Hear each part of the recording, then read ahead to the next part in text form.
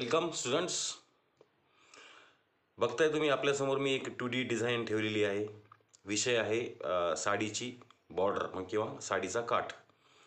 तर बघताय मी तुम्हाला एक कलर स्कीम मी घेतलेली आहे. हा येलो आहे आणि त्याचा अपोजिटमध्ये आपण हा व्हायलेट कलर घेतलेला आहे, ब्लू. तर तुम्हाला देखील एका कलर स्कीम घेऊनच ही साडीची डिझाईन आपल्याला काढायची आहे. तर यासाठी आपल्याला अपारदर्शक रंग म्हणजे ॲक्रेलिक नाही तर पोस्टर कलरचा आपल्याला वापर करायचा आहे. बघताय तुम्ही 24 सेंटीमीटर बाय 18 सेंटीमीटर अशी एवढ्या मापामध्ये ही डिझाईन मी काढलेली आहे. तर घट्ट रंग दिल्यानंतर पहिल्यांदा आपण साडीचा कलर दिलेला आहे, पिवळ्या रंगाचा दिसतोय आपल्यासमोर आणि खाली त्याच्या ब्लू कलर घेतलेला आहे. व्हायलेटमध्ये थोडासा ब्लू टच केलेला आहे.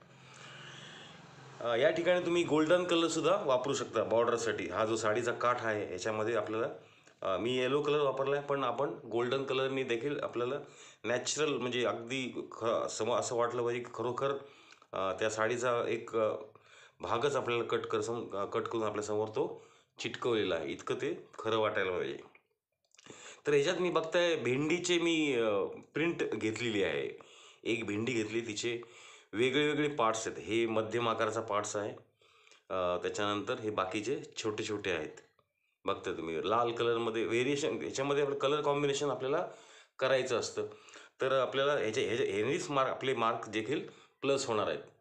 तर तुम्हाला देखील हेच करायचं आहे. ह्याच्यात मी रिव्हर्समध्ये घेतलेलं आहे, ब्लू कलरमध्ये येलो कलरने मी प्रिंट घेतलेली आहे. तुम्ही वेगळं डिझाईन देखील काढू शकता. गरज नाही की आम्ही असं प्रिंट केलं म्हणून तुम्ही या ठिकाणी बटाट्याचा देखील वापर करू शकता. बटाट्यामध्ये एखादं अक्षर कोरून किंवा एखादं डिझाईन करून त्याचेसुद्धा आपल्याला प्रिंट घेता येतात. किंवा सरळ ब्रशने देखील एखादं एक डिझाईन काढून त्याला ट्रेस पेपरने सगळीकडे ट्रेस करून देखील तुम्ही घेतलं.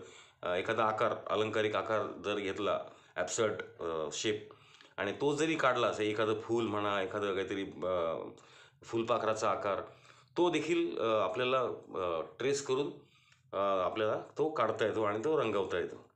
तर प्रत्येकाने आपापल्या वेगळ्या कल्पनाशक्तीने आपल्याला हे चित्र, ही डिझाईन आपल्याला रंगवायची आहे. आम्हाला ज्यावेळेला सांगितलं होतं प्रिंट घ्यायचं, तर आम्ही भेंडीची ही प्रिंट घेतली होती. अजून 2 डिझाईन जे आहेत ते देखील मी तुम्हाला दाखवेल.